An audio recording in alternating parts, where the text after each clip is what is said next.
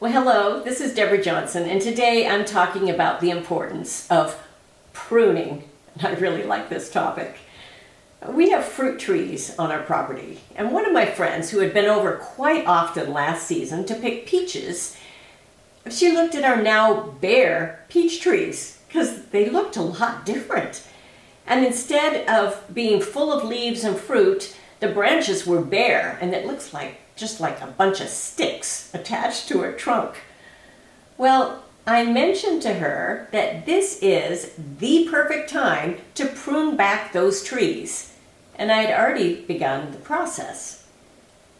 It almost seems like a severe action to prune back a branch, taking almost half of that branch off, because you're also cutting off some of the new growth.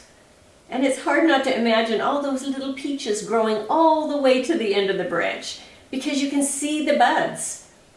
But many of those branches are small and weak, and they'll break with the heavy fruit. This has happened to us. So it's important to cut them back, and even cut some entirely off of those smaller branches to provide strength for the eventual fruit on the tree. And this pruning principle has direct application for our lives, and I'm reminded of it often.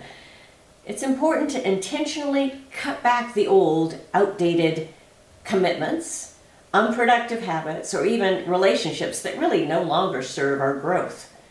And by letting go of what no longer bears fruit, well, we make room for new opportunities, fresh energy, and really greater purpose and fruit. Without pruning, a tree may produce too many small, weak fruits instead of a few strong, thriving ones. And in fact, more than a few. That definitely happens with our trees. The fruit is usually abundant if a tree has been pruned correctly. And in life, pruning allows us to be more intentional, giving our best effort to the areas where we can make the most difference or find the most fulfillment. And it does feel uncomfortable to cut back areas that, hey, they look great. They look so pretty. But just as our trees come back strong after each season of pruning, we can also do the same thing. When letting go of old and negative mindsets, unnecessary or unproductive obligations that may look sort of good on the outside, or even those limiting beliefs, well, we make room for greater fruit in our lives and in our businesses. Well, I'm Deborah Johnson, and I really thank you for joining me.